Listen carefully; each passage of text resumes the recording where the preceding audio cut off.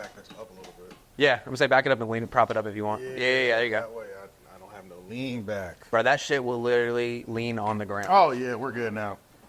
Yeah, we're good now. All right, we're here. AJ the Menace. Sponsors. Shout out Culture Nerd. Yeah. This guy I'm about to be working with. He's about to do a clothing line. But he does Culture Music Daily is his YouTube channel. He's got like 10,000 followers, I think. Hey, but he was like, yo, he hit me up, was like trying to do that. And I was like, yo, I actually like this. Yeah, right. Yeah. And then his other, like the backup logo is since the 90s. And I was like, that's hard. Yeah, I was like, hard. Yeah, that is hard. But I told him, I said, I'd throw him in the next few. Get behind a brand that's actually fuck with. Yeah, exactly. I was like, I can get down with this. Because he was asking me questions about 90s and stuff. And I was like, bro, I got Wu-Tang tatted on me. I was like, I got MF Doom tatted on me. I was like, yeah. I was like, yeah, I'm down. You got to get into that MF Doom. I saw the poster. Saw that name. Oh, yeah, that's Landon Curie. Mm-hmm. He does those. And that was like a collage work. He's done stuff for Frank now. And then he did an author, someone I can't remember who it was, did a book for him. He's done magazines now. But yeah, it's like cut. Cut. Right. Out. Yeah, crazy. Oh, damn, really? Yeah. So he like cuts it and then scans it. Oh, that's crazy. But yeah, so it's like a double MF Doom and then the Kobe Jordan one, of course. Okay. He did shirts for a little bit, but yeah, but the prints are insane. Yeah, he did crazy work. But all right, let's get here. We're out here. Episode 20, what did I say, 26? 26. Yeah, 26. Thank you for having me. Yeah, man. No, I'm glad we got to figure it out. It was just a matter of waiting. Yeah. It was just a matter of me. It's just a matter because I'm not just pulling up on people and like come sit down. I'm like, yo, let me actually sit down and like do a little bit of research. Right. Yeah. Which your podcast ass fucking sponged your shit. Like actually sponged it. Right. Because Nance said he sponged his and he didn't. Yeah. Bobby said he sponged his and he didn't. I found Bobby's stuff all the way from like back to like 2008. Okay. But your stuff, yeah, your stuff is sponged genuinely, except for that Facebook page. The Facebook page, yes, the old Facebook page. Yeah. You can find some gems on there still. Which I guess you said the Menace Material YouTube page has a good amount of stuff too. Honestly, it really does. Like, it was just, we just didn't take anything serious in terms of like, oh, I should be uploading this way. You know what I mean? Like, well, back then, I mean, YouTube. Because your first video, I think, is 2012 on there. Is your oldest video. Right. Yes, so, I mean, like, yes. but you have your stuff, I think, sectioned off now too. I do, so it's like at least playlisted correctly. So it's like everything's pretty organized on there. So all the music videos are together, podcasts, clips, everything. I'll try to keep it as organized as possible. But all right, yeah. So we'll start day one, I guess, beginning. So from PA, right? I am. Yeah. Prussia? King of Prussia. What is it? King of Prussia. Okay. So what city is it? That's right outside of Philly. Okay. So Philly, like if you're not from that area, you don't know, or Pennsylvania, you just say Philly. Okay. But like if you're from Pennsylvania, I'll tell you straight up, oh, I'm King of Prussia. Okay. That's how I am with Winston. I'm not from Winston. I'm from the county over. But unless you're from Winston, you don't know that it even exists. Right. And I went to Upper Marion, and people know Lower Marion because Kobe. Fair enough. Went to high school. Yeah. So it was the township right next to mine. Oh, okay. So you went to Upper Marion High School? I went to Upper Marion High School. Yeah. Huh. I didn't know there was an upper. And middle Marion? Upper Marion middle. I'm tripping. Like, okay, either way. Yeah. So what'd you do in PA? Because you came out here in high school. I did, yup. So, I guess. Talking to me like he really knows me. This is crazy. I did a little bit. Hey, right. All right, so. Because that's the stuff I couldn't find. That's where my, both my parents are from Philly. Okay. So, like, I was born in Maryland, actually, but then we moved back up to Philly because, like, almost, like, 100% of my family's up there, you know? Okay. So it just makes sense. Yeah, for sure. You know what I mean? So that's why we were there. So, I mean, like, Pennsylvania, King of Prussia living, it was just, like, regular childhood. Like, King of Prussia was, like, a really small town, but we had the biggest mall in America, the second biggest mall in America. Okay. The King of Prussia Mall. And that was the only mall that was bigger was Mall of America. And that was like our biggest attraction. Which now are non-existent. But yeah, but outside of that, it's just like, outside of the mall and the shopping, it was just like small town, you know, like, we were just talking about this last night, playing manhunt, sports, whatever. You know, just like. Typical kid stuff. So is King of Prussia, is it more city? Suburb. Suburb. Yeah, okay. It's more suburb. But Like Philly is like 20 minutes away. Oh fuck, it's like close as shit. Yeah, it's close as hell. And then there's also other towns like also surrounding it. So there's like Bridgeport, Norristown. Norristown's like a mini Philly almost. Okay. And like that's a big city. So like you can get a city vibe from there. So it's like that whole area. It's interesting. It's interesting. Okay. Yeah, it's interesting. So either way, so what? Growing up, sports? I definitely did sports for sure. Sports? Yeah, I did sports. Did you do any music or anything before you got out here? No, I didn't do any. I didn't even. Oh no, I did. I played the violin. What the fuck? In terms, I played the violin for like 7 years. Damn, that's a I played time. for a while. Yeah, that's yeah, a time. I played for a while. It was like all through elementary, all through middle, and maybe I played all through elementary and all through middle. So yeah, I played for a while. All right, so you moved to Raleigh in high school. Yep. Any particular reason? Just jobs? Yeah. So my grandparents had passed in Philly, and then my mom's mom is down here in Fayetteville, like military. Yeah, Fayetteville, of course. whatever. Right, So yeah. it was like, all right. My mom was looking for better job opportunities as well too, because she had went back to school up in Pennsylvania, got a new degree. It was like, RTP. It's Yeah. You know Even what I'm then, saying? I mean, even now, I mean, now and then. So it's like, all right, our grandparents are down here. I got a new degree. Job opportunities overall. The only reason we actually ended up in North Carolina is because we were actually supposed to be in Houston. We actually went to Houston. I feel like you mentioned this the other day, actually. We went to Houston first, actually. And my mom took us there. We were looking at houses and schools, but me and my sister did not like the schools in the houses area that we were looking at. Okay. But one of our friends from Philly had just moved to Raleigh, technically Cary. Either way, yeah, And she yeah. was like, "Oh, my son loves him. My boy Sammy, Mastering the Man on YouTube. Actually, he's a creator. But she was like, yo, he loves it here. Come stay with me. Like, come visit me. So that's how we ended up in Raleigh. Damn. Okay. Yeah, it was from friends that we had in Philly. Damn. Yeah. Okay, so almost fucking didn't even come out here. Yeah, you think shit almost would have been? didn't come Do you out think here. shit would have been different? Yeah, bro. If I was in like Houston, Texas, bro. Well, shit, Houston's pretty. Houston's lit. You know what I'm saying? But like, because we did Houston. And, I'd be different. I'd be on here with like no shirt, golds. Yeah, you're not wrong. Which Because I did. That's fine. You know what I'm saying? It is what it is. Right. That's the whole vibe. Dude, Houston, I will say people bitch about the humidity in North Carolina. No, bro, it's fucking hot Houston, we did, It's hot. my buddy did wedding in July in Houston because he has buddies in the NBA, and they were like, that's off season, so he's like, yo, they're my best men, so he's like, I got to have them. And I was like, fair enough. And so we did in July, bruh, fucking suits, sweating. Like, you're talking about 100 degrees. Yeah, that's with regular. 80% humidity. And on top of that, all the places in Houston, like, automatically have tinting on them. Mm-hmm. So, like, businesses, everything comes with tints already because of how hot it is. So it's too much, bro. Like, it's too hot, dog. It you know is. what I'm saying? It's hot as fuck out there. I do need to go back though, like now as an adult, because I've never been as like an adult to like turn up and party. For sure, because I have buddies in I have a buddy in Fort Worth. I have my buddy in Houston still, which they just got a house. But Houston's, I feel like the same way somewhere to like Philly, where it's like there's so much outside of it. Yeah. Because like we stayed in the Woodlands. Okay. So it's like, I think 30, 40 outside of Houston, and it's like apparently big tech area, whatever, super massive. Yeah. And then we went into Houston and stayed the last 2 nights there. And I was like, bro, a whole different vibe. See, we were supposed to be in Sugarland, Texas. I feel like I've heard that. Yeah, and the reason I heard about Sugarland, Texas is because... The band? No, I was kidding. Nah, they That's had... the country band name is Sugarland. Oh, okay. They had the first selfie statue. Which is fucking... First selfie? Like a statue, like a bronze statue. Of someone taking a selfie? Exactly. That made like national news. They were like, in Sugarland, Texas. Like it was. I remember that, and I was like, oh damn, we were supposed to move there. Mm-hmm. That's kind of interesting. Let me flip to this real quick. And double check audio. All right, cool. Back in action. Yeah, and we're smaller than the road ones. Roads are kind of Dude, they're like bricks. Yeah, they are. But yeah, so audio's A1. All right, so we're good. Yeah. All right, so we're in Raleigh, living out here. We're in Raleigh now. Yep. Yeah, in Raleigh. 2006. Jesus. Okay, 2006. That was when I moved here. Damn. Okay, so when does music come into play?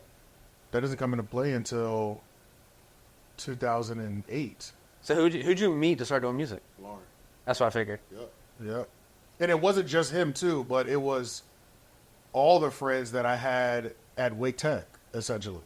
It was like, okay, so like one of the biggest things that I will say as well too is that one of my best friends up in Philly, he did music. So it's not like I was not around people that did music, you know what I mean?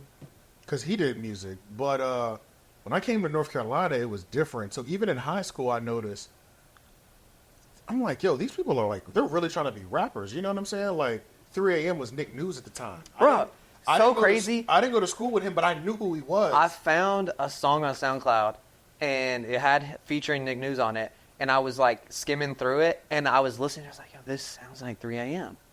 That is him. Yeah. That's what I thought. Okay. So I couldn't find anything else on it, though. Right. I was Googling it and everything. Could not find anything else on it except for that one song on SoundCloud. No. But I was like, this sounds like him. Nick News was popping. That's what I'm saying. I didn't even go to school with him. I went to Apex. But it's like, that was one of the biggest things that I noticed just in high school. I still have not done music.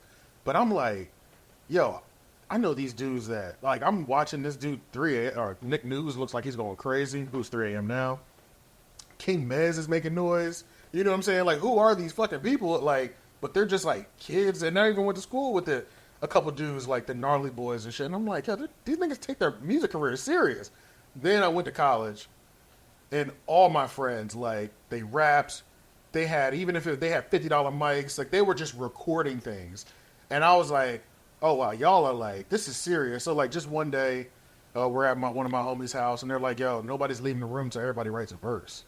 Okay. So that's pretty much that was my first verse, and there was a song called Arrowroot. Arrowroot? Arrowroot. It was an MF Doom beat. The MF Doom beat is called Arrowroot. Okay. Yeah, and it's all special herbs and spices. Okay. So, Bro, I feel like a lot of because even Draft was talking about that, or Swank specifically, I found a bunch of his old stuff, and a lot of them are all remixes. Yeah. So, like, I feel like that was just in, like, 2000s, late 2010s, early 2010s, that was, like, everyone was remixing. Because I remember Millie came out, bro. I remember on my iPod, I had, like, 7 different people rapping on Millie. I mean, people can. I think people should still do it now, honestly. Bro, I've been trying to get HBK to do covers. Yeah, because they go crazy. Like, it's like, covers go crazy, though. Bro, I've been to you do them right. I've been to a few shows recently, and I've heard people do the SZA Snooze. Is that the big one? Yeah, Bruh, Snooze. And they've done the covers, and it's like, and immediately the crowd is singing every word. Exactly. Yeah, me and Lauren have done that before at shows where we've done a cover of some shit and just to get the crowd engaged, and it works. It works every time because they know every word. Yeah, so exactly, it's like almost like not a cheat code necessarily, but it's a like little bit of a cheat code. It is, but it's fine though. Because it's especially if you do it in the middle of a set. Especially if you can perform it. If you can do it good and do it like in the middle of a set, you got to be able. If you to see the crowd's not running quite how you want it, right? And to be like, all right, we're going to run a cover, and then immediately your crowd's good. Yep. Yeah. That's only that you can do it without it. Yeah. And I did that for the Swing and Draft one, and I ran into some interference, so I was like, let me go back to plug-in. Right. Just to be safe. All right, so we're running music. Mm-hmm. Yes. So that was the first joint I ever did. I can't remember the one I found with first clip. Well, I do have video clips. I think I do. I know I saved some. I think I saved this one specifically. All right. I did your research a little bit ago, though, so I don't know if I have them on hand. Right. Oh, I do. All right, so first song I found was you and formerly Leon Gamble. Okay. Stakes Are High. Yeah. And that's the one at the hookah spot. That was the hookah spot. Yes. That was the hookah spot. Yes. Damn, that was a long time, bruh. Yeah.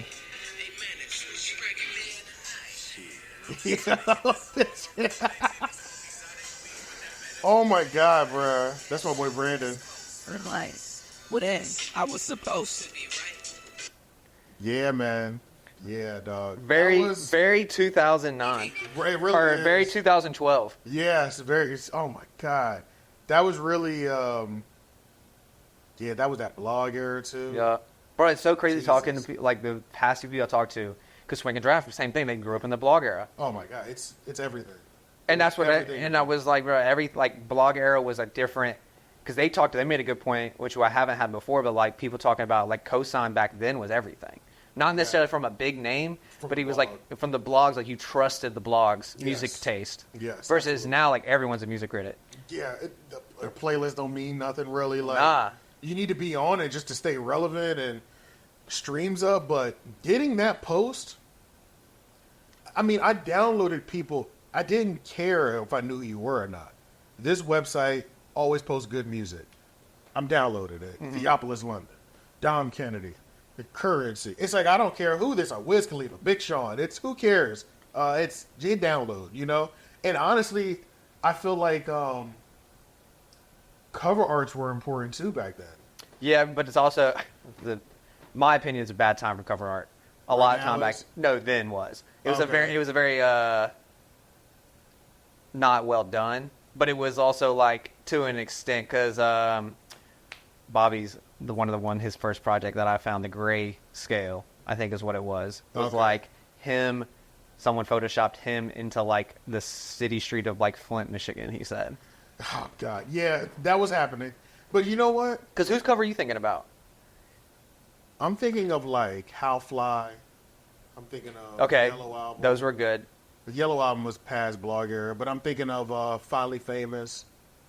The Finally Famous album cover was good though. I'm thinking of the How Fly one was definitely different because that was the one with Cheech and Chong, right? Yes, and then I'm also thinking about Flight School. Flight Schools. But those are also that was that thing. That was that thing that you're talking about. Photoshop. It was. Got fucking jets flying over the back I'm of also them. thinking of Dream Chaser mixtapes. Those were tight though. His were heavily, but they were dope though. They were. Know what I mean? Damn. I'm thinking of yeah, because I mean, talk about that's a good one. I had him written down. Talk about Meek Mill. Meek Mill is great. Past tense, I guess. Not in the bad sense. He's I- good now still, but If you take away Meek Mill's Twitter, his career is almost flawless. for sure, I'll give him that. That's just what it comes down to. Because I remember when the whole Drake Meek Mill shit was going down, I was pissed off at the whole situation because that album that Meek dropped that year was fucking amazing. Oh yeah, I knew he was gonna kill Drake. I knew that. In my soul, I was like, fucking Drake don't stand a goddamn chance. Yeah, he's cool. I fuck with Drake, But it's that we're same. talking Meek Mill. It's the same point we talk about the Yeah. whole Kendrick Drake thing, where it's like he gonna get more. Me and you and Nance had that heavy discussion about he's bro. gonna take more virality, Virality. yeah, to a whole nother level because it's Drake. Exactly. Yeah, but Meek got washed in that shit. He did. I remember where I was at when Back to Back dropped. I was on my porch smoking a cigarette, and I just couldn't believe what was happening. I remember I was sitting at Waited 4 days, nigga. I was sitting at Tanglewood Park working in the paddle boat lounge, Yeah. putting people on paddle boats. Oh, for real? Yeah. That was one of your jobs? That was in high school. That's a Bruh, vibe. I got paid $9 an hour to sit in the shade. Do nothing? Yeah. Yeah. I worked at Goodberry's in high school. Nah, I didn't do any like retail or service industry until I got to college, and then I did the pizzeria for like 6-7 years. You look like a pizzeria dude. Bruh, paid my bills Yo, and some. Yo, pizzeria dudes. And I also got that look. And I also wasn't like a partier anyway. Yeah. So like Friday, Saturday in college, when people are going out, I'm going to work at 5 p.m. and getting off at 5 a.m. Friday, Saturday, Slinging pies. just slinging pot, making deliveries, coming home with $200-something in my pocket plus my paycheck. Now I didn't even make pizza until like I graduated Oh, for real? because I didn't have to. These are just I drive, run around taking register and then taking deliveries. Bro, you get those 2 a.m. people ordering pizzas. You either get some dudes that were annoying, or you get some dudes who's like, yo, I know it's late. Appreciate you, man. Here's $20 Yeah, facts. The for tips one go for crazy. one pizza. That's a fact. My homies used to deliver for like Domino's and Pop and like Pizza Hut, and they made some good ass money on tips actually. Yeah, you can make some nights. Yeah, Which they granted, would do like 1 to 2 nights, but come home with like $300 a night type shit. I worked at like a mom and pop shop essentially, and Yeah. I got paid like $7.50 an hour Okay.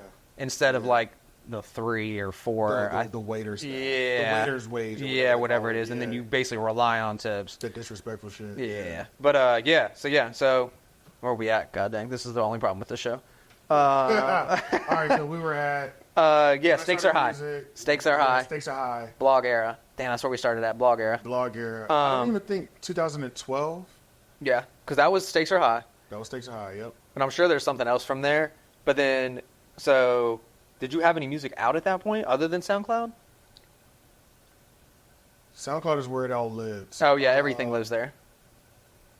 My first project was 2012. 13. 13. Actually, Yeah. Yes. Procrastination at its finest. Yeah. Is that your first and only project? It's my first and only Full project. Full project. Okay. Yes. Because I know you have some other ones, but I think they're like, Like EP. little EPs, Yeah. little 2-packs, 3-packs, shit like that. Dude, yeah, fire cover. I remember when I found it, I was like, yo, this is tight. It gave me Yeah. very, do you remember Sylvain LeCue? He did Best Me.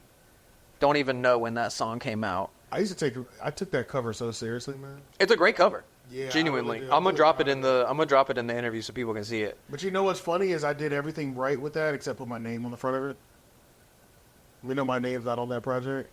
Damn, is it not? It's not. It says Procrastination at its finest, and then underneath it says Menace Material, Procrastination at its finest. Then at the bottom it says Mixed and Mastered by AJ MIDI. So my producer's name is It's on the thing, but yours isn't? my name is not even on my own first mixtape. Yeah, yeah. So that was Sylvain LeCue's Greatest 2018. Oh yeah. But that's- okay, yeah. I found this abandoned school in Selma that I'd heard from like word of mouth. It was some weird shit. It looked. It was literally an entire abandoned school. So like that auditorium, y'all saw the picture. I'm sure if you popped it Yeah. up. It literally looks just like the one in was it Matilda? You remember when they made her meet that chocolate cake in front of the auditorium? Dude, I haven't seen Matilda. Is it Matilda? What's the one where the principal Trunchable? Dude, I have no idea. Y'all know. Put it in the comments. Yeah, you're on your own on But this long story one. short, in this thing, it was this big auditorium, and then I set up the desk there, took the picture, but it was lit, bruh. I'm so proud of that cover. Yeah, that was a great dude. Yeah. Like, and all thing like centered. Like the back cover, did you were able to see the back cover? No, I wasn't. There's a back cover too. Huh? And the Because back cover I was found it on SoundCloud, so I didn't have the back cover Okay, option. so yeah, the back cover is another picture of another classroom of the book bag by itself. It's the opposite. It's the inverse. Huh? So like the camera is on stage with me. Yeah. going out. The track listing is the opposite direction. Damn, okay. With me not sitting in the desk. Fair Just enough. the Yeah, just the backpack. Yeah. Okay. Damn. Yeah, I might have to find that. Yeah. it's pretty All right. So good. That project was lit though, and that project was important because Menace Material was starting. that's what. Okay. So that was my one of the questions I Yeah. couldn't find a date on. Yes. So how does Menace Material come into fruition? Menace Material comes in fruition because Lauren is, at this time, Leon Gamble. He drops a project called The Reservation that came out the year before. I had 2 features on there.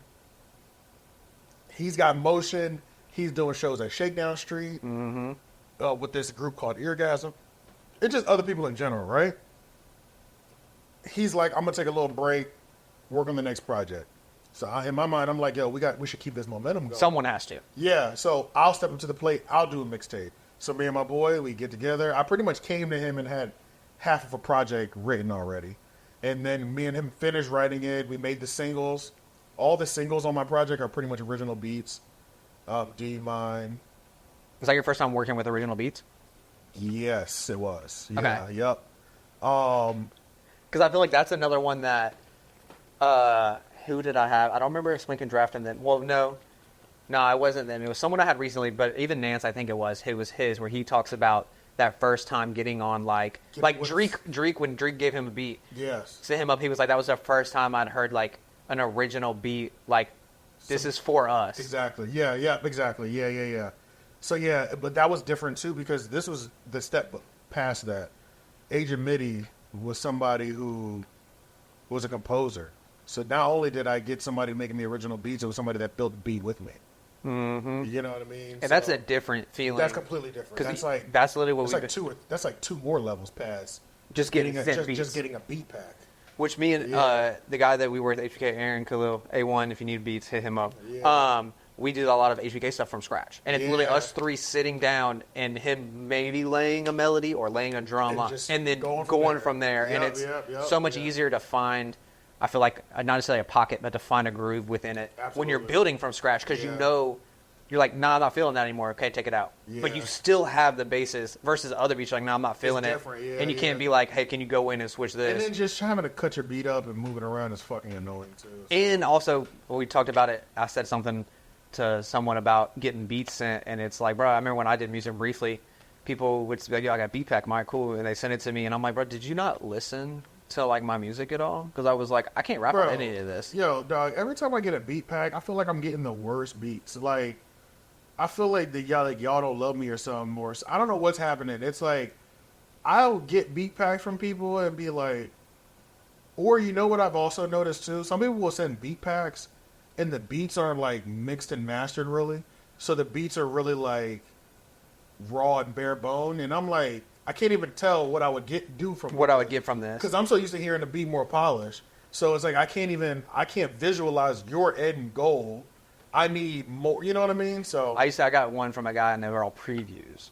So he sent me yeah, I that. don't like that shit. And they were I like don't 30 like that. seconds. And then he was like, yeah, let me know if you want it long, like want the whole thing. I'll send you the whole thing or whatever. And I was like, Yes. yeah. But also there is that lane of people we talk about, people like beat stars. I think Nance had mentioned about someone like that, where it's like, yo, it's ludicrous sometimes, but like you can make a living off of it. Yeah, You can pirate it, don't get me wrong, but some people are still going to pay that 150 lease fee or That's the whole whatever. thing. Yeah, no, you can get some money off that. But yeah, so when I did Menace Material only started because of that, because when I was putting that project out, I had went to try to get shows. Mm-hmm. Because I'm like, yo, I'm dropping a project. Y'all should book me. You know me. I'm with Lauren or Leon Gamble. You know, I'm hype man for him. I have verses with him. Y'all know me. Nobody hit me back. I feel like booking shows back then was tough. It wasn't. It was. Oh, really? Okay, never mind. Because I feel like now it's so much easier. Not Yeah. easier necessarily, but as long as you can it wasn't. 'Cause to be conduct fair, yourself. I had no connections in anything locally music. Leon Gamble had all the connections. yeah. No, he's not. Okay. He don't. No, my driveway too steep for people to come up. But so I got denied like 3 times. I was like, what Damn, straight up denial. just no hit back. Okay. But it's like I know you see it, and I'm checking in with you again when like I'm pulling up to the shows. Like, oh yeah, I'll get back to you. But they're not hitting me back. So I was like, bro, fuck these people. So I went to Black Flower and I just asked them how much is it to rent the venue for the night. Damn, Black Flower. That's Yep, and I booked my first. not even there no more. Yep, and I booked my first.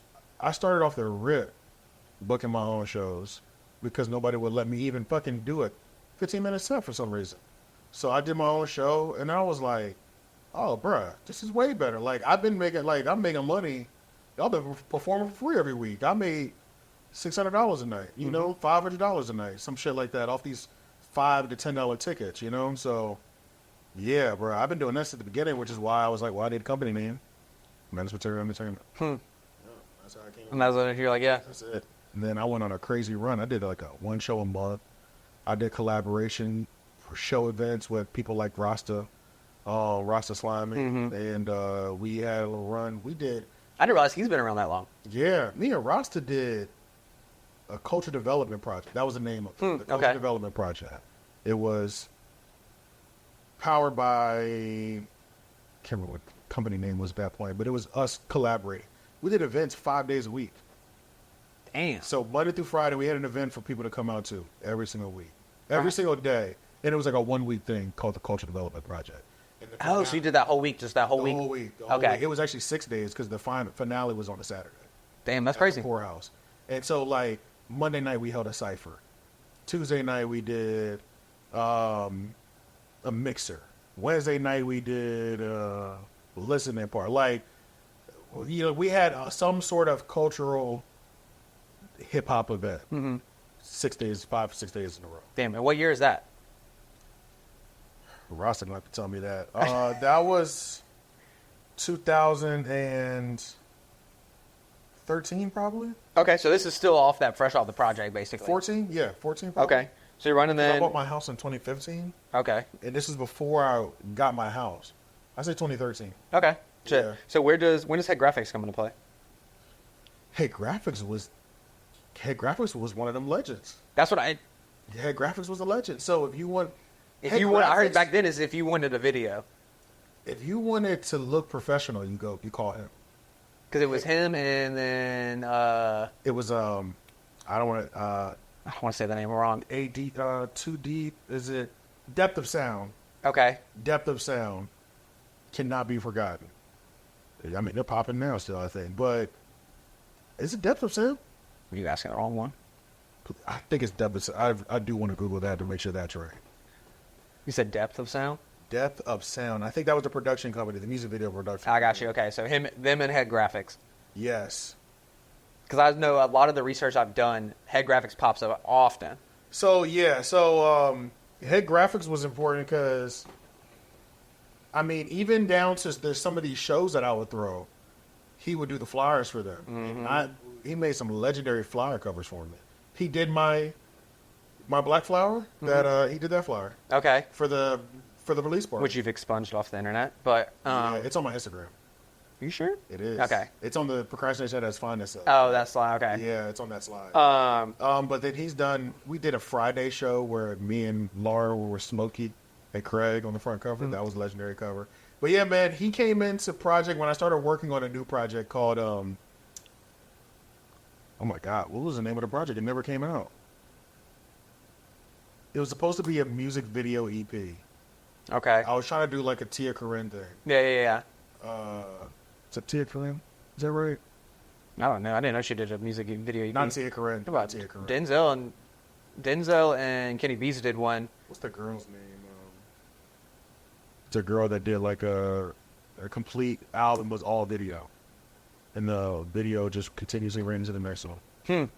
Fuck, I can't remember. Y'all gonna hate me. Yeah. But Sorry. long story short, I wanted him to do my videos. He did a video for me called Trumpet Intro. Yeah. I saw that one on there. Then that was part 1. Then that transitioned over into own shit. That was part 2. Yeah, Own Shit was one. Talk about that. Where's that two-door Cadillac from? That's my grandpa's guy. Okay, I was My wondering grandma because gave it was me like that. super clean. Yeah, it's in the back. It's at my house though. I still got it. But yeah, my grandma gave me that Cadillac. So yeah, man, that was cool. Yeah, those videos. I would say especially Trumpet Intro is my favorite video that I think I've probably ever done. Then that was my song. Yeah, I love that video, man. It was a continuous shot video, like one full take, which was hard as fuck to do. Oh One my takes God. are difficult. One takes are hard. They if you do them right, they look amazing. Yeah, that was a But hard They video. are Came the out really well. It kind of popped on Facebook. So at that time, I don't even remember when the fuck that came out. That was probably came out in 2016 or something like that. People were dropping music videos on Facebook. People were getting popping on Facebook for a little bit. well, I think even now, it's still, Even now, 'cause right? I think Facebook is still a majority stakeholder as far as like number of people you'll get in front of. Oh yeah. So like we put this video on Facebook, but this shit had like 2,000 views in a day. Mind you, this is crazy. You know what I'm saying? For sure. And then it got up to like 10, 12,000. I was like, oh shit, it's lit right We now. gone. Yeah. So yeah, shit. HeadGraphix. HeadGraphix was important, man, in my, I would say, rapper or artist career because I was able to see somebody that was really local professionally do what they did, be really creative. And I don't know, it's just he's a really good person to work with. You know what I mean? Like even now, I mean, he does. Oh yeah, he does. I mean, HeadGraphix is like HeadGraphix is part of culture, and he's actually a part of American culture, and people don't realize it. Anytime you're watching a funny YouTube video and you hear "bruh," that's his voice. that's right. You told me that. Yeah, that's his voice. He's part of our culture. As it's not just like local. He's actually part of American culture. Which that's crazy. Yeah, that's crazy. You know what I mean? Like that can't be forgotten or like slept on. Like how creative he is. He made bruh buttons, created a do-rag festival that went viral and was on fucking CNN. Just he does shit all the time. It's like he chooses when he wants to press the button on like fucking something up. You know what I mean? So yeah, man, just being able to work with him for the times that I did work with him and just have him as somebody that I can reach out to at any point. It's always been dope. I have nothing bad to say about him, man. He's dope as hell. I mean, yeah, even now I see his name over everything, like especially Yeah. local mixers and shit like that. Like I mean, Yeah. the friends and family stuff. I mean, that went Even his viral. events that he's curating. Yeah. These Wings and Mimosas, these Beyonce nights and things of that nature. He was doing that, even though it might feel oversaturated now. He's been doing this shit for years. You know, like he was doing it when he was the first person doing it. It's just niggas have jacked it at this point. But yeah, like he don't do nothing that's worked out. He can just press the button on some creative shit anytime he wants to. Yeah. Fair enough. Oh yeah, let me reset the camera. Okay. Oh, see, this is only downfall. It doesn't continuously run. Yeah, we're stop at 30 minutes. Yeah. That's how when I was doing Northside Hours was like. Yeah, that's the only thing. If I had an FX3, it'd be different, but I ain't got FX3 money, so we gonna get there eventually, though. Yeah. I thought about copping out and give the FX30, and then I was like, nah. I think FX30s go for like 2, maybe. And then I think I could get some for like 15 or 16 maybe. But then FX3, I mean, you're talking $3-4 grand just the body. Jesus Christ. But Yeah. you're upgrading to cinema grade. mean, You're yeah. going cinema grade. At that point, yeah, for sure. All right, so let's fast forward a little bit. Okay. May 22nd, 2017. May 22nd, 2017. Ooh, that's interesting because I don't know what happened on that day. What did I do? According to SoundCloud, first episode of Three Oaks.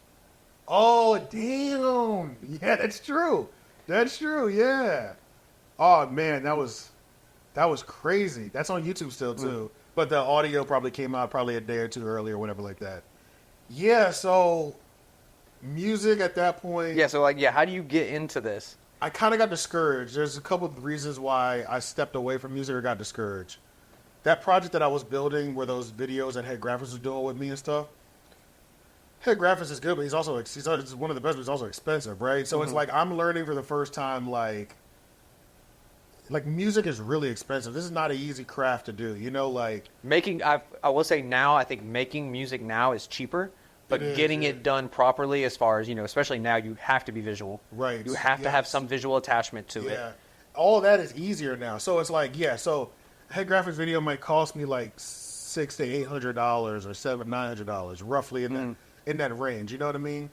But then it's like, and I'm still coming out cheap because I have a producer, so he's not hitting me over the head for $200 a beat, $300 a beat. So like, but if I had to do that too, I would have to buy the beat. I would have to make the song, shoot the video. The video might just get like 500 to 700 plays on YouTube. Then I need to make sure I do, but I need to. That's cool because as long as I book a show, maybe I'll make $600-700 from the show. But it's like we're still breaking even at this point. You know, After what I mean? doing 5, 6, 7 things, yeah, just for the song. Yeah, after doing 5, 6, 7 things, just looking at how expensive that was to break even on your initial investment of promoting this song. You know. So I started an office job and I started getting into podcasting because at this time Breakfast Club was like popping. Yeah. I think I feel like 2016, 2017, even 2014 a little bit. For sure. Podcasting, you start getting that. I started getting into it and I'm sitting at an office job and I was doing it even when I was working at the airport a little bit. But I'm like, you know, this podcast, it seems easy. And overall, I'm thinking about the numbers, like the dollars and cents of it. I can buy podcast equipment and a podcast setup for about $300. That's all I have. I already have a laptop. I have an iPhone, the mixer, and some microphones. I can do this $300-400 max, and I can drop every week. It's a lot cheaper than Dropping music. $1,000. Trying to push music. They're trying to push and drop, you know. So I talked to my boy, and this is another thing that kind of pushed me over. My producer, he moved to Cali. So my co-host Shane M. Petty, that's his brother. Oh, you're okay? That's how I met Shane. Okay. I met Jerome, his brother, Agent Mitty, at work. He came over to my house. We've been cool ever since. He became our producer and things of that nature. All my first music videos from Procrastination at its finest, Shane shot those videos. Okay. On 3 Oak Podcast? Yeah. He shot all my first music videos. He shot every video for that entire first project. Okay. So it's like, we're always, everything's connected still. And then I was like, yo, Shane, so he's leaving. Jerome, his brother, actually suggested, yo, I know we're not going to be doing music. You're going to start doing this podcast. You should hit my brother up. There'd be something that'd be cool because, you know, I'm going to be gone. At least it kind of made him feel better, too. Like, I'm leaving my brother. I'm not leaving him empty-handed. You know what I mean? Yeah. So it's like, maybe hook him up with AJ and they could do the podcast. And I'm looking for a solid co-host. And that ended up being it. And me and Shane been doing the podcast, as it says there, every week. Yeah, what episode are y'all on for Three Oaks? 301. Damn, y'all just hit 3. That's crazy. We just hit 301. Yep. Yeah, that was this week's episode, 301. Damn. And man. So, and I told Shane, I said, we're going to do this for 1 year. And I don't know what's going to happen. You know, like, if we flop all year, we'll quit. But if we get some traction at that before the end of the year, well, that'll green light us for year 2. And on episode 42, we got 150 episodes. We got 150 plays. Every episode 1 through 42, no more than 20 plays across all platforms. And then you hit that one. Hit 150 all of a sudden. Who'd you have? What was the episode? I don't know. I don't know why. I don't know why I did. Because at that point, is it still just you and Shane? I know. I had a female co-host. Okay, yeah. Yep. Javada came. And yeah, it just popped. I guess it just worked. I don't know. It's crazy. Dude, I feel like that's Yeah, and then we just started going, man. And then because y'all have had some crazy guests over 300 episodes. we've had all over Raleigh. We've had every Raleigh person probably, and then we've had these random big one-offs. We had Lady London on. Okay, I think I remember finding that one. Rapper. Yeah. That's just fucking crazy. You know, we just done some we've done Fabo. Yeah. I did Fabo randomly. Cherry TNT hooked that up. Yeah, man, the 3-0 podcast is important just because it's like, to me, it's like my baby. I was about to say that's like the baby. Yeah, and it's and I feel like 3-0 podcast means a lot to Raleigh too. Well, like you said, 2017, you're catching the wave of. We're the earliest. Yeah. We're the earliest. Yeah. Everybody started a podcast. We're still here. Yeah, everybody started and probably stopped. Yeah, we just seen everybody come and go, man. Yeah, we still rolling, goddammit. You know what I mean? So it's crazy. Talk about those news reports y'all did, that you and Leon did. Is the one where did I have a wig on? Yeah, you had multiple. Yeah. Okay, so Why? So what were those for?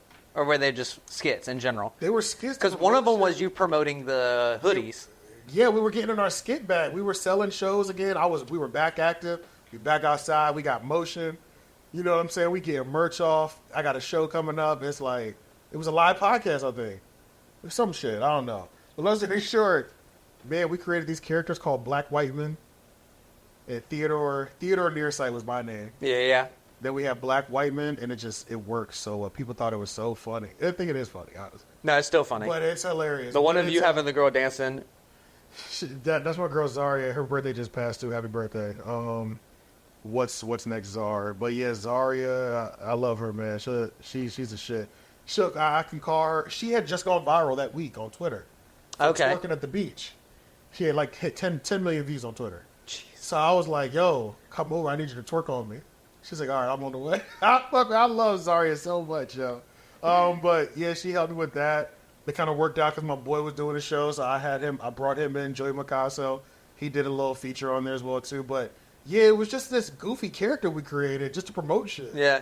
Well, it's a great like satire to do. Yeah, but it's just a also little at the same skit. time like you drop these little pieces like, oh, we dropping hoodies. Oh, we got a Right. show coming up. Yeah. Oh, and then it's like people don't even realize they're watching. Yeah, that was just when me and Lauren really get this like marketing campaign bag, it just goes crazy. I mean, I did this whole marketing campaign where I went missing. Like there was this thing where it was like I went missing. I took pictures, like people were like spotting me in random areas. I did an episode of the 3-0 podcast where I wasn't there. And Cherry was like, yo, where the fuck is AJ at? Like, I've been calling him, he's not answering. It's like, so it's like, you just do goofy ass shit, but you just try to keep it fun, you know what I mean? And then so music's running again. Y'all doing shows. Yep. Menace Material or 3 Oaks podcast is running. Yeah, this is all 3-0 podcasts only. Yep, yeah, still. And then so what do you do next? What happened next? Okay, I will say I had a big hit when I dropped a video about the downtown Raleigh racism. Okay. That video went viral. Which one was that? It was called Velvet Rope Racism. Downtown Raleigh. It was during 2020, George. Well, I know you had that dude from the out there, that cop in the zoo, out there in Zebulon. Oh yeah. I know you had that. Was that after this? Oh, this is way before that. Okay. I went viral on Reddit, man. I did a video where I just was pretty much coming at the racism in Raleigh. It was 2020. They put End Racism Now. Yeah, over there, right there. Over there by yeah. Camp. Fucking Urban Outfitters. And I tweeted something and it said, man, they need to put this shit on Glenwood. Facts. Or something like that. Damn, yeah. And they got like 500. They got like 500 retweets. I was like, oh shit. And mind you, I have zero clout on Twitter. Like zero. Twitter is, I still think this day and age, is the hardest place to get popping on. It really is, yeah. And so I have zero clout, but I get one retweet down at like 500. I was like, I did this video. Remember Andrew Schultz was doing the turn your phone to the side style videos. Okay. So I was like, I'm going to try one of those and I'm going to go in on fucking downtown Raleigh. And I did one of those videos, fast paced. Me and Lauren wrote the script. Fast paced, punchy, crash zooms, boom, boom, boom, boom, just like cooking fucking downtown Raleigh, all type of shit. cooking the business owners, putting a map up of how they're gentrifying shit. I was like, just going crazy. Somebody posted it on Reddit and fucking exploded. And it did like 40,000 or something like that. I was like, oh shit. Like, I had people that I hadn't talked to or seen since high school. They're like, yo, you're all over Reddit right now. So that was when I started realizing what Reddit even was, because I never had a Reddit. Yeah, Reddit is like... Yeah, I never it's even always heard of been it. around, but it's like, it's a weird area because, like, there's no... it's not linear. Bro, on some truly, like, black people shit, the first time I legit heard, like, what Reddit was when Serena Williams started dating the owner. Oh, shit, okay. I was like... I forgot about that. Wow. They were like, oh, he's a billionaire. That's who her husband is now. They're like, he's a billionaire, like, that owns Reddit. I was like, oh, what the fuck is Reddit? That was my first time hearing about it. And then I get popping on there. Well, not popping, but like, had a moment on there. You know what I mean? So then I started trying to target Reddit and kind of continue these videos. But long story short, I just kind of like started framing my mind and like, all right, I got to figure out a new way to do this thing. You know, to like. Yeah, because at this point, it's like. I'm genuinely going viral this time. You know, but like, you've done it in like. An organic way. And like a strange way. and like on these different platforms. Right. Because like you talk about Facebook, how that one video had quite a few few tens of thousands. And That then you was go nothing on compared to Reddit and you go Reddit was 40 to crazy. 50,000. Right. And then you got Twitter.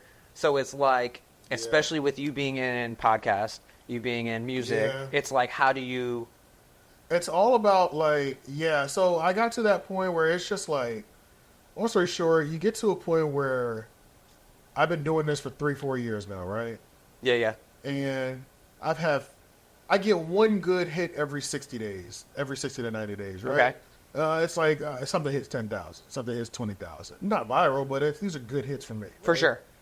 And I'm like, how the fuck do I live off this? It started getting frustrating, So because you see people do it every other day. And I see everybody off else of doing it. one-offs. I think I'm good, you know what I mean? So that was when I really just said, you know what, I'm about to kind of recluse everything and kind of go away for 6 months and really study YouTube, because I think YouTube is going to be my gateway out of here. I think it still is. It still is, yeah, because the other things are fleeting.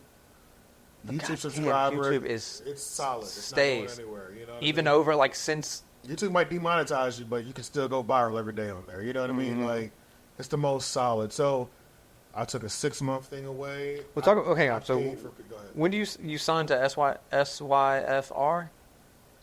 SYFR? Okay, is that how you say it? Yeah, So SYFR. what is this? What does this come into play? SYFR's a production company. That's what I saw. Yeah, I can't even remember. Because I try to go through their website, and their website is difficult to navigate. Yeah, I signed. That's my business partner, Sean O'Leary, Ryan O'Leary. I signed to them as a songwriter. You and Lauren both, right? Yeah, we did. Okay. Yeah. That was back when we were still doing music heavy. Because that's where y'all met Wonder, right? Yep. That's Okay. where I met Wonder. And we met Wonder. We met them. Wonder. That was during a 52-week challenge year.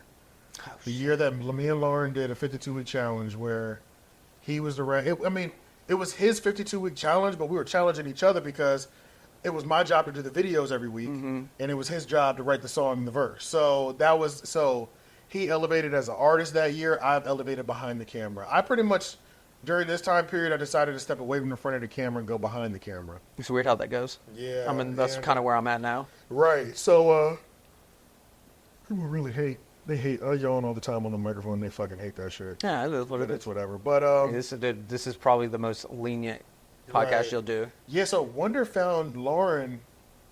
Okay, so that's how it found. on Okay. Instagram.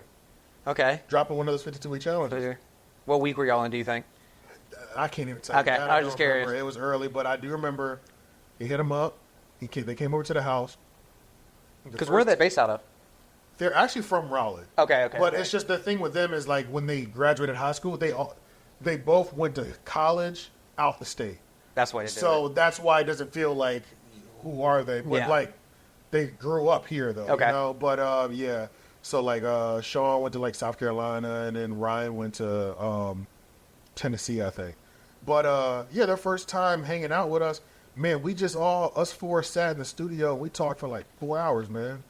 And it's just the bond or the relationship that we have with them outside of us being like business partners, and they're really family, because it's like you just don't meet people that take it as seriously as you every day, And, It's a rarity you find people who like, it's one thing people be like, yeah, I'm doing this, but it's like, are you really Yeah, what the fuck doing are you doing this. for real? You know, like, yeah, and that's just one of those things to where we know if it's something creative, if you call me, I call you, I know I can get my all, I know you'll give me your all and vice versa. Mm-hmm. You know what I mean? Like, we just have that bond and we have that relationship, and that's amazing. Especially, and even Nance is like, even outside of just like being a cool friend with Nance, it's also one of those things where I feel like I enjoy that about that relationship that I have with him too. It's like, creatively, we're going to give each other our all if we're going to be doing something together. Yeah. Or even if you just need my help, like, even if you're just shooting the video, it's like, bro, if I'm not doing nothing, just hit me if you need an extra hand that day. Because I don't give a fuck. Because I know how serious it is. All my friends are crazy. You know what I'm saying? Like, all my friends, we're all perfectionists. We're all a little loopy. You know what I'm saying? Like, you You're know, delusional like, with this shit. all of us get irritable during video shoots because we want shit to go perfectly. But we don't hold none of us hold each other to some weird, like, you know, like, he was kind of snapping at me. Yeah, we probably all of us creatively, we've all kind of been snippy and snapped at each other. For sure. But it's because we're all perfectionists, you know? And then it goes into, all right, now how do we go about after this? Yeah, and we all want the perfect product. That's just what it comes down to. So yeah, y'all just clicked off the jump, basically. that's how it is. And it's like, we still have the production deals in place. It's just, we just haven't done it. And we haven't done music as much. Lauren is working on shit right now. Mm-hmm. I'm going to be stepping back into music as well, too. But it's just, you kind of have to have those conversations, too, sometimes where, that I've had with Sean and Nance, where my biggest issue, not even an issue for me, is I did so many things. It's tough to be like, rapper. I completely stepped away. I started podcasting. I started doing videography. I started doing all these fucking things, and they're like, bro, which one are you going to do? Which one are we going to do? because it's tough looking from the outside, especially when you're Right, helping with yeah. each piece. It's like, all right, now I need you to, which one are you going to be for me? Right. So, and not even that, it's which one are you going to focus on to really master? It makes it harder when you're good at all of them, too. Well, because you can be good at a lot of stuff, but what are you a master at? Right, exactly. So, yeah, man, that was one of those conversations where it was like the podcast, media in general. Media is going to be forever. If I can establish a media brand, I can do all that other stuff anytime when I want to. Okay, so we're there. Yeah. So we're now, what year are we at? Probably, 2021, 2022, probably, roughly? Yup. Right before the pandemic. Well, this is the pandemic. Yeah, because you were talking, because that was the racism one. Yeah, we were still shooting videos. Yeah, I'm taking it more seriously. At the end of 2021, what year is that I really locked the fuck in? Let's go to 2022, actually. Okay. This 2023 is when LOI. Because when did you do, when was that Local 506 show that I met you at? Damn, when was that? I don't know. I feel like I remember the promo that I did. I was on the beach and I was doing that. I took it off my YouTube. I took it off of Instagram because when I was at No Jumper, man, those fucking No Jumper fans are ruthless, bro. you had to be careful. You're like, I got to take every bit of ammo. Bro, they go through. I'm like, we just got to take this one away from them because they taking shit that I wasn't even weird and making it weird. Like, I was like, yeah, let me take this one away because this one is like, let me just archive. Damn, yeah. So, I mean, it had to have been post-pandemic, right? Huh? Had to have been post-pandemic. The Local 506 show? For sure. Okay. For sure. Yeah. So probably 2022, probably. Probably 2022, yeah, for sure, yeah. That was one of the last shows I did, probably. Who show was that? Who booked me? 3? That's right. Because 3, he was the final. He was the headline. Yep, that's right. Yeah. Because I was out there with Broski. Yeah. He goes by Sanders now. But yeah, I was out there with him. Because I was shooting for him. Yeah, that was one of my last shows. Damn, that's crazy. That's where I met you. That's where I met you and Lauren. Damn, that's crazy. Yep. I would think I've stepped on stage and rap since then. I still got those videos on my computer. For real? I think so. I think I found them. They're probably on my other hard drive. But crazy. yeah, because I remember I thought I lost them, and then I found Some them. of my favorite shows that I've ever done was with the people that I've met in Tennessee. The Carolina 10, Kelsey. There was a moment where we did collaborations with a girl named Kelsey. She has a company called Carolina 10 and a bunch of Tennessee artists. I've met so many. I mean, I don't even, low-key, sometimes I get tired of hearing, like when people be like, they're incredible. I really met some incredible artists in Tennessee. It's kind of crazy. Still cool with them to this day. And out Fayetteville has us and shit, but those are my favorite shows. But yeah, at that point, I just said, fuck it, man. I have to make YouTube work, bro. That's fair. So you take this? Is this now you take the 6 months? Now I'm taking my 6 months off. Okay. I'm dropping the YouTube content, but I don't really give a fuck about these podcasts in these 6 months.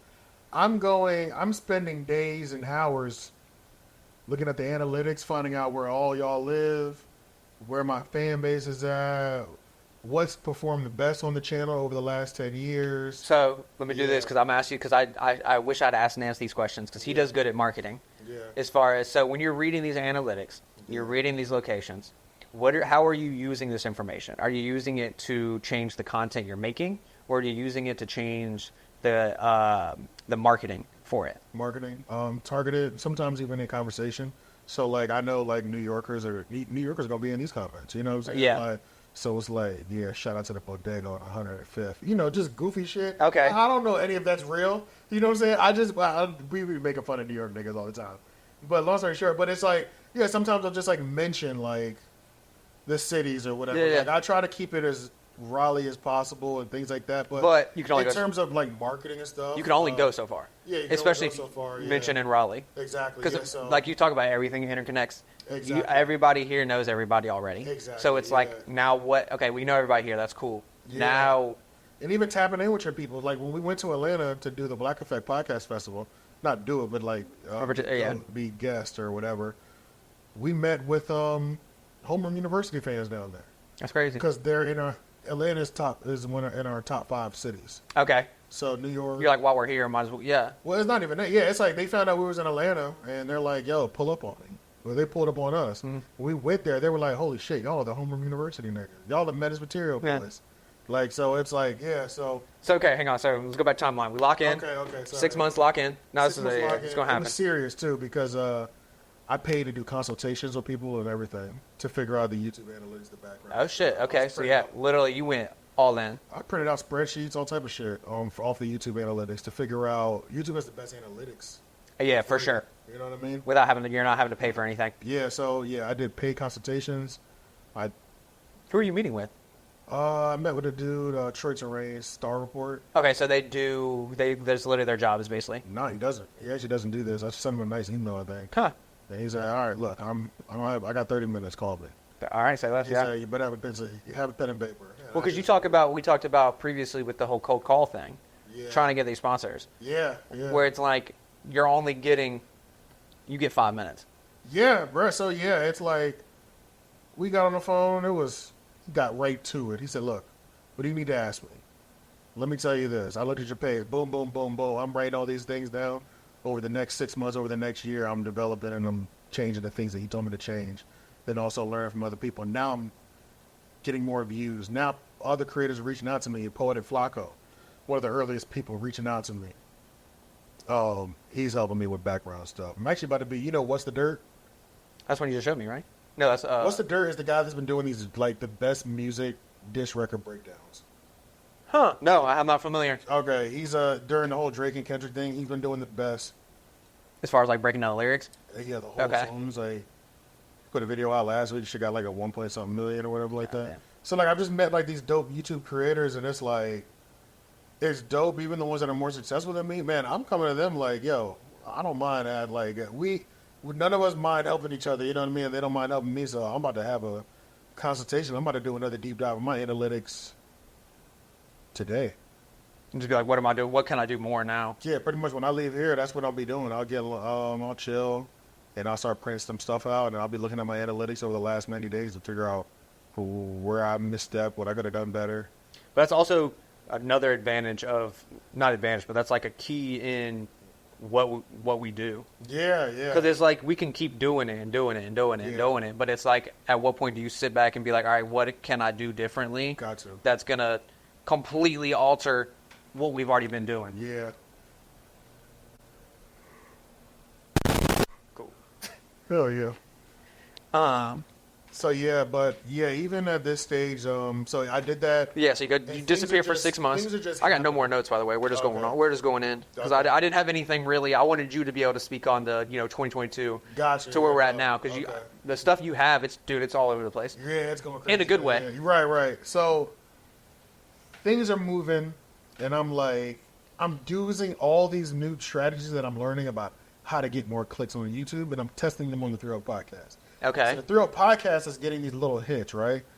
We did one, Rings of Power is the worst show in history. Got like 8,000 views. I said, oh shit, like that's lit. You know what I'm saying? But then I talk about Kanye West in the school, 4,000 views. The Pink Sauce Lady, 1,000 views. You know, just like these little thousands here and there. I'm trying to figure out how do I get 1,000 views consistently?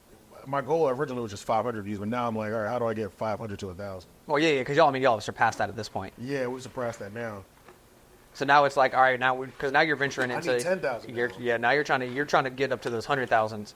Yeah, I'm trying to get to 100,000 for sure and half a million. But right now, my goal is like 20,000, 10 to 20,000 per video. This is what I'm also going to tell you. I've realized talking to these media personalities, they get nervous when a video gets more than 20,000. Because it's one thing that your opinion of them or whatever that you said about them has like 7,000 or 10,000. If it has more than 20, they get nervous. That means they don't like that shit. I've noticed that if I think you're a prick and I say you're a prick, it's okay if you have less than 10,000. But if you get 20,000, it's like, whoa, way too many people will enjoy this video. It's like, I feel like it seems like that is a threshold of where they try to put things in place to stop you. I never would have thought that I never would have thought about there being a threshold of that. Yeah, it's a threshold. They've been watching you since 1,500 views. Because they've peeped it up to the first mention. Yeah. Could you talk about, okay, so we're going in, when does LOI join? LOI joins because the things that I'm learning and I'm like, okay. Because were they already running theirs when you brought them on? Yeah, oh, absolutely. Yeah, that's what I thought. LOI was already like 5 years in. Okay. Which is kind of funny because LOI and 3 is almost running parallel timeline-wise. Damn, really? Yeah, they're exactly 100 episodes behind us. Okay. Yeah, so we're at 301, they're at 201. Okay. 202. So it's like, they're just like 1 to 2 years displaced from us. So that's one thing I liked about them as well, too, is like, I met them at one of our live shows. And then I invited them over to the house. And at this point, though, it's also like it goes back to that whole, what are you really doing?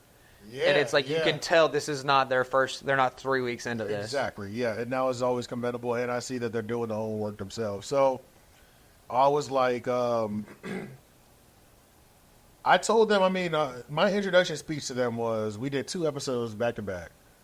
Both of them had like little mini viral moments where we did a clip either did 20,000 or more. Mm-hmm. One clip did 20,000, the other one did 100,000. I said, look, man, I'm taking this more seriously. I've learned things on YouTube that's going to get us views. Obviously, y'all see what happens. For some reason, when we get together, it works. It works. And we would go on mini viral to medium viral 2 weeks in a row without trying. So I don't know what I'm doing, but I want to start a network. I want to bring all of our energy up underneath one roof. Mm-hmm. Y'all have the content. I think I have the marketing skills and the business side of things. In terms of, like, I got both on camera as well, too. But, I think I can help y'all, and we can help each other overall. And, we just came together, and it's been a little bit over a year. It's almost been 2 years now. Mm-hmm. And the first episode that we did was when No Jumper broke up. Okay. And I was like... That was the first episode y'all did together? As Homeroom University. As Homeroom? Okay. Yes, yeah. Was that what sparked Homeroom, or were you already planning that? That was what sparked Homeroom. Okay. Everybody quit No Jumper, and I said, yo, it's a big thing happening right now. Let's just do an episode. I've wasted a lot of my life watching this bullshit No Jumper shit. So we all talk about it, and then the full episode gets 1,000. I've never hit 1,000 on a full episode before. Then I do the clips. The clips do anywhere from... I remember the clips. 1.5K to 7K. I was like, holy shit, like, y'all, we did something. Let's meet again next week. Next week, Complex drops their power ranking list for 2023. Yeah. We do that. The episode does again, almost 1,000 views. Then we meet again. Then I'm like slowly figuring out what it is. And I'm like, oh, it's us talking about other podcasts. It's fucking booming right now. Like, damn, so y'all were 3 episodes in when it hit you. Yeah, roughly, because I still hadn't honed it in 100%. Mm-hmm. I thought it was us talking about radio. I thought it was us talking about podcasts and media personalities. I thought that was a thing. Well, I mean, it's tabloid. I said, yeah, essentially. And I was like... It's a modern-day tabloid, yeah, to an and extent. I was like, man, this is weird because I'm like, this seems stupid. But I guess this is a forgotten market. Like, well, it's also, I feel like what y'all do specifically on Homeroom yeah, is slightly, at the time, is untapped. it was 100% untapped. We were the first. Like, we was like the first. Because there's other people who on podcasts would mention it, It would but happen. to dedicate... It had to be big news, though. Exactly. Exactly. We were the first that were like, every week there's something happening on a podcast that we should talk about. And that was fucking people up, I think. Well, because no one... I feel like the podcasts we're not getting scrutinized like that. They were. Oh, man. Not to the depths. People hated us. Some people still hate us. Yes, sir. But also, you're going to get that. Yeah. If you don't have someone hating you, you're not doing something. You're doing something Yeah, you either wrong. love me or you hate me. It's better. I don't want you to feel nothing. That Facts. sucks. That's what we were. Yeah, because that you're just non-relevant. So, yeah, man, like, we keep meeting, and then we think of the name Homeroom University. Homeroom was literally supposed to be the show, the throwaway show, rotating guest. Okay. So the reason we even called it Homeroom is because I'm thinking, well, Menace Material needs, like, a place that, it might not even be me every week. It might be Cherry, J Noblez, and Lauren. Whoever's available. Yeah, if y'all want to just link up, do something, call that shit Homeroom. That was what the show was supposed to be. And then all okay. of a sudden, turn into this. Mainstay, yeah. Turn into Homeroom University. And it's just, boom. It's been one of the craziest years of our life. You know what I'm saying? That's why I didn't take any notes. Yeah, I genuinely just wanted to let you run with it. I mean, Homeroom is like, it's really changed a lot because this is the thing, that's a new podcast to y'all, but none of us are new to Yeah. this. You're not new to the podcasting, So I but think that's also one of the things that people were surprised by. We were able to use that to our advantage almost because I think a lot of people looked at us and saw 14 episodes, but why are they so good? You know what I mean? Like, I think yeah, that was on paper they just see episode 14. so they just think it's just a bunch of kids that just got together and it's all of a sudden, I mean, they're good or whatever. You know what I mean? Like, I think that was like working to our advantage for a little bit. And then, like, as relationship is built, like, people realize, like, bro, I'm not playing. You know, I've met some of these people, bro, and even when I meet them, it's like, some people just think just because we exchange phone numbers and I have your phone number on my phone that's going to motivate me. I don't give a fuck about that shit. You know what I mean? Like, no disrespect. Yeah, I respect that. Like, I can reach out to you, but, bro, this is not a game to us. You know what I'm saying? Like, you just telling me good job isn't enough. I have real questions. Like, and if you can't answer them, it's like, you might not be useful to me in this moment. You know, just like no shade shit, but it's like, not everybody understands the journey of like a creator and somebody who's just trying to make a living for themselves off of the things that they love, you know? And it's also, like we said, it says episode 14, but you're on year 6, 7 at this point. Yeah. And that's another thing, too. So, like, this year we get together, we figure out what the show is.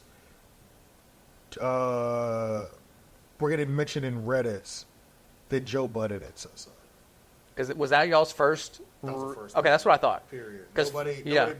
He was the first big person, period, that hit us up. And it wasn't him, obviously, it was Ian. Yeah. Okay. His manager. He sent me a DM, said, hey, guys, this is my number. Please give me a call sometime. And I was like, oh, shit. It's fucking crazy. It's fucking white man's in my DM right now. Yeah. So I called him, man. My heart is beating, bro.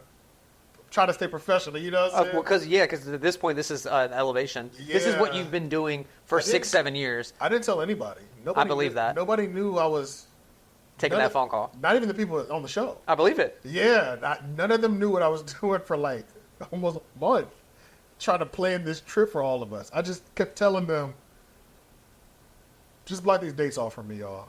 But isn't that the best, though? It is, because I'm just like, I want to be able to bring y'all this. Well, because it's once also confirmed. That's the other one. Is Yeah. I'm very much one of those where it's like I can plan a bunch of shit, but it's like I'm not presenting it until shit is in Yeah. paper, ready to go, flights booked, whatever, and then Yeah. we're running. And I think what's also something that's also interesting too that I'm realizing a lot. I don't think a lot of people realize. They realize it because they were there. Joe Budden. Let me just say this: Joe Budden understands everything. Okay. So when it comes to these things that I might complain about as a small creator that you complain about, he gets it. The fact that he's so successful now and still gets it, I love that. I love that the most. Okay. Like, so. I will say this. And same with Ian too. I wasn't a fan of Joe Budden as a personality And then I think I looked at him more after y'all got the whole mention, and I watched the clips of y'all, and I was like, I think I earned a little bit more respect for what he does. Yeah. After talking to y'all, because I think it's, I'm sure, close to relevance. Right. But and Joe does fuck shit sometimes. You know what I'm saying? for sure, but that's also the game. Yeah, like he does fuck shit. But it's just like, if we just take over that, like he has never done anything to us or me. So like, I don't have nothing bad to say about Exactly. him at all. But I just really appreciate that he understands where we're at. You know what I mean? Like, Because he was there. yeah, because he was there and he just gets it, man. Some of these people, a lot of these people are so fucking disconnected. Adam 22 is interesting because Yeah, how was that? How was that experience in general? yeah, I'll talk about Okay. that. So let me finish the Joe Budden thing. Go to Joe Budden. The Joe Budden thing is interesting because, well, I love the Joe Budden thing because the Joe Budden thing was like, I could tell my mom that. Like, I told my mom, like all of us, Because he's culturally relevant to... Joe Budden, when we told our parents and our family members and our friends it was Joe Budden, that meant more than everything. Like, that validated us to our family. You know what I mean? Because that's a name that your parents know. Yeah, like my mom was like, Joe Budden, the Joe Budden? I said, yeah. She's flying y'all up there? I said, yeah. I was like, she was like, yeah, good job. You know what I'm saying? like, you know, like grandmas are calling and shit. Yeah. I haven't talked to in a couple of years. So, yeah, man, I'll always be forever grateful to Joe for that. Sure, he gave that to all of us. Then on top of that, just giving us his platform, he did something that never been done in Joe Budden Network history. Flying in a group of random niggas from fucking North Carolina to run quarterback, to run the show. Because Yeah, because he just gave you all the platform, right? I went there with 2 shows. I said, I got 2 shows. And he's like, well, tell me which ones it will have been, and, you know, you tell me which one you want to do. I said, this is one or this one. And he was like, I said, I want this one. He was like, that's the one to do.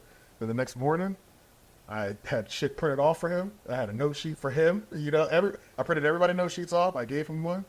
He said, I think you be prepared. You know what I'm saying? Yeah. He did his studying, and he said, all right, I'm ready. Well, because that's also one of those moments of, like, you've been called up to the plate. Yes, I've been called to the plate. How the fuck you going to do it? Like, how are you going to react to it? Yo, you know what I'm saying? We doing pep talks in the morning, like. Oh, yeah, I knew the hotel room that morning. Man, we lit, bro. We had breakfast in the morning. It's like, all right, y'all, I'm just quarterbacking. I need y'all to shoot, you know, tone groove. This has got to be the best intro you've ever done in your fucking life. J Noblez, I need you to do you, nigga. You know what I'm saying? It was perfect, bro. Whitemen, Lauren, everybody killed it, bro. It was such a good introduction episode, man. And those Joe Budden fans that are there, that are still with us from that episode, bro, they're solid as fuck. Because they don't let you get off with anything either. You know? No, that's it. That's like... They've given us like they've given us the best and most solid. The Joe Budden fans have given us the most solid foundation. I would say that they've given us the most solid foundation. No Jumper fans are. So we can move over to Adam. Okay, yeah. So No let's fast Jumper forward to that fans because that was your next one, right? That was our next one, and that was a big one because Well, y'all kind of did like a we little. technically did Charlemagne's Black Effect podcast festival before then, right before we went. But that was just a 24-hour trip. We'll go back to that. Because then the next one was we went to fucking LA for 2 weeks. It was multiple stops. It was multiple, and we went on a podcast run. Yeah. People haven't seen a podcast run in a long time. Let's be clear, like, we did something that the golden era of, we did something that was part of, like, a golden era of podcasting. To me, the golden era of podcasting is Loudspeaker Network. Okay. So, Loudspeaker Network is Combat Jack, rest in peace, and Chris Moreau. Mm-hmm. And the podcasts that are under there are The Read. It's a legendary podcast that's been going for over 10 years that does more than 250,000 a week, if not more, downloads a week. They got the Bray Idiots. That's nice vibes right now. Got a Bray Idiots. No, that's just my there. AC running. Oh, okay. I thought it was raining. Nah, not yet. Yeah, but yeah. So to me, that's like golden era, horrible decisions, things of that nature, tax season, and it's like back then when you were a fan of that, those people would pop up to each other's podcasts all the time. For sure. You know what I mean? Like podcast touring was a thing, like because we were all homies. You know? Yeah. So like me coming to do this show, it was like that was a thing, right? So that's what we did in L.A., bro, but on a major level, you know. Huh, okay. We go to New York. I mean, we go to L.A. I go to Community Clips, AD and Pun.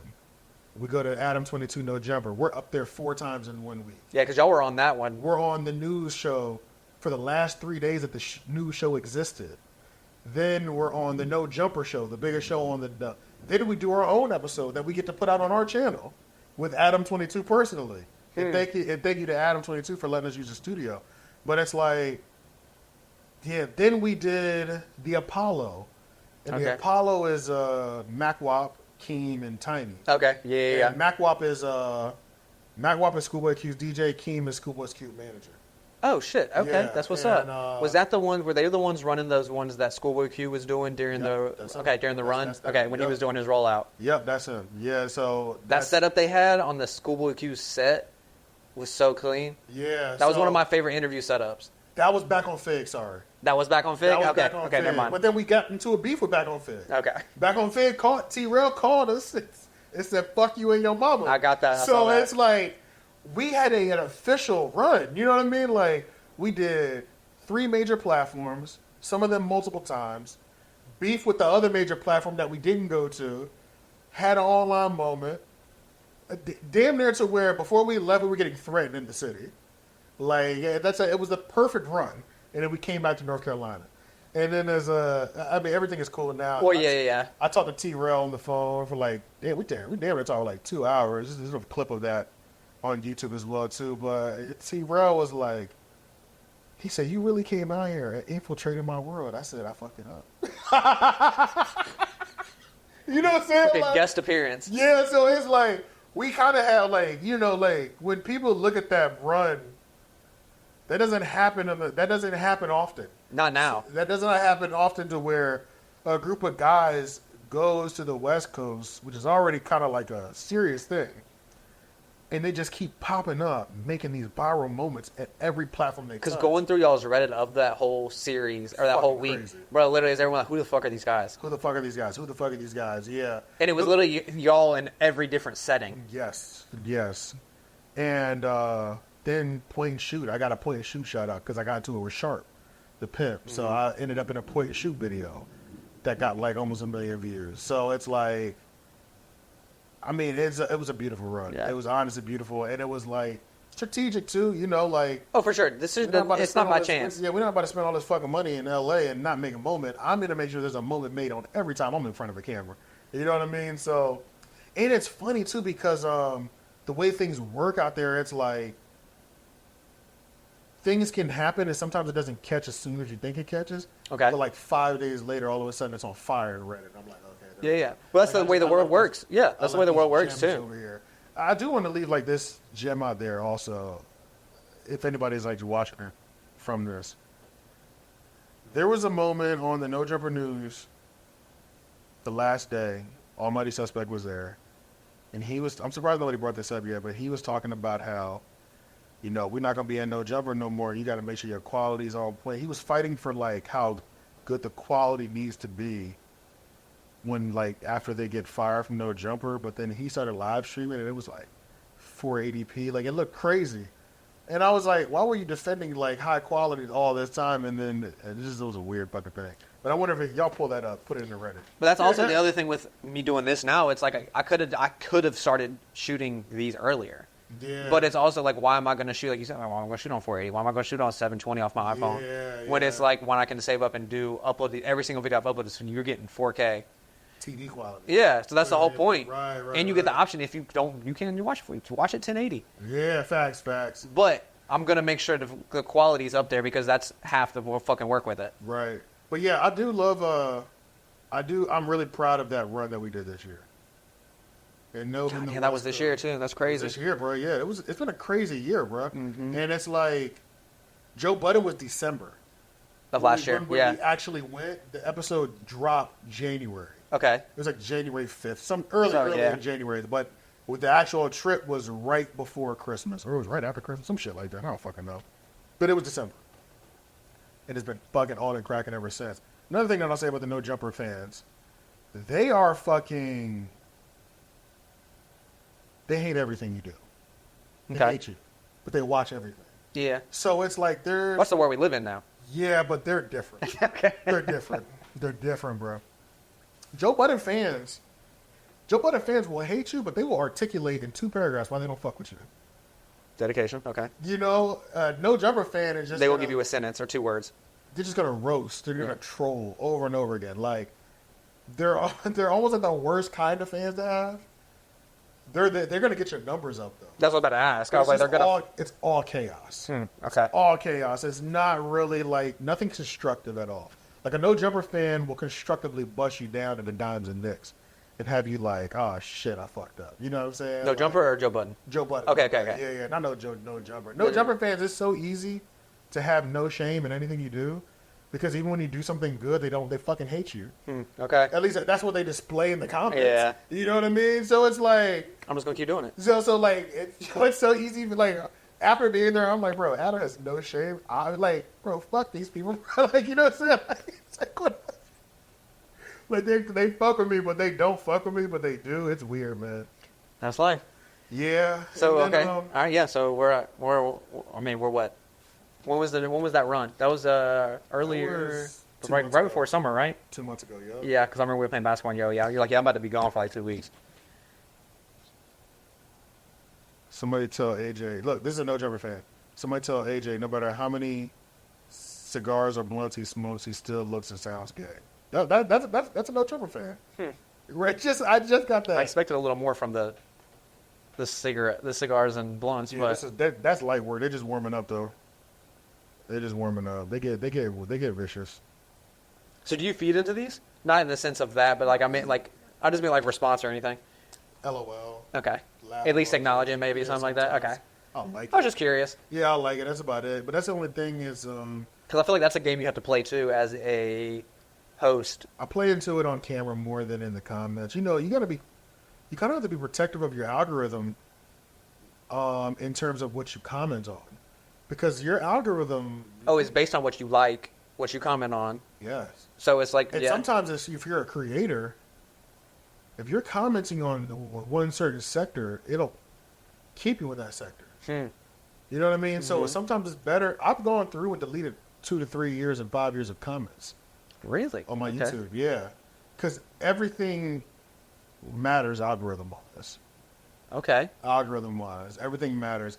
As much as I want to go back and forth with people in the comments to show that I'm engaged and things of that nature, I try to do more encouraging of them to try to spar with each other, right? That's fair. In the comments. Well, because that keeps the AIDS going extend. keeps mine going. Yeah. I can't. That's another thing too. Like if you just heard me have like a 20-minute conversation on the podcast with it, bro, I can't argue with you in the fucking comments, bro. I just had a whole podcast about this shit. Yeah. Like, what do I look like reopening my argument in the comments? It looks dumb as fuck. You Fair know? enough. Okay. So it's like there is only a certain amount of give that I can even give you, because if you start arguing in the comments with these motherfuckers, that means you don't stand on what you said in the video. For sure. You Okay. know, there's like a Yeah. certain level of that. Yeah. You know what I mean? So I might just like the most I'll do if I'm really being like if I kind of want this point to be driven, I'll leave a timestamp or something. So people know to go back to it. Yeah, like if they say some shit that I'm like, what are you talking about? I might just drop a timestamp in there. Smart. Like click that, and I said it already. You know, like one of Okay. those. Yeah. But I try not to. Every so often, I get caught lacking in the comments and do some goofy shit. That's the game, though. Yeah, it's just it is what it is. All right. So what's next?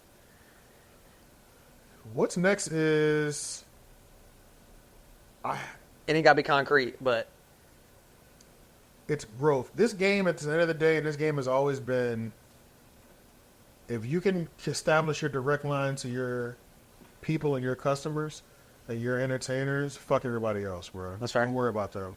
You know, they're viewers at the end of the day. it's their viewers at the end of the day. You're watching the world that I'm creating, and it's all about creating your world and staying in your world. I think we're in an interesting position because we comment on other commenters, and a lot of people do like us, they respect us, they don't like us, they don't respect us, and they want to influence us with their opinions, which there's a certain level of that you're allowed to do as well too, but there's a certain level of like putting my arm around it that they try to do as well to us as well. And I think for me, it's all about trying to stay as focused as I can and staying in our own world that we've established, and getting to more of the people that love what we do. Okay. But yeah, that's the most important thing. I'm not waiting on no fucking handouts from nobody. None of us are. Our only goal is to scale. If Okay. I want to make every video right now in the next couple months, Oleg, get these things at 20,000 a pop. Then we're going to 50,000 a pop. Then we're going to 100,000 a pop. Then we'll take it from there. If, collaboration is coming naturally, they come naturally, but if not, they're not. I just want to make sure that we're feeding the people directly high quality content. Every time. Every time on all different shows. All 3 shows. We did 3 shows a week. That's what I'm saying. Monday, Tuesday, Wednesday. Homeroom Universities are going to be our ticket out of here, but, all the shows are going to, it's the same thing for all of them. I'm making some changes even now. If, even with the album cover arts, I've switched those up recently. Well, even just the location. As far as not Even necessarily your change location. location. Yeah, y'all Yeah. completely revamped. Completely redid. Because y'all were like, if we're going to do this, it goes back to maintaining that quality. Everybody, as much as they hate how basic we dress and shit like that or whatever, especially me, I'm white tees. I'm going to put no money into my wardrobe. But also, as long as the content's there. If the content's there, and they see what we put our music into, and I do believe that people really appreciate the journey that they've seen us go on, and they've seen unfold naturally. You know what I mean? Yeah. Because y'all don't hold back as far as what you're giving the viewer either. No. Y'all pretty much get everything. They see everything that we Yeah. see. Yeah. And it's nice that they're here upgrading with us. You know what I mean? So I love it, man. Well, that's all I got for you. This is dope, man.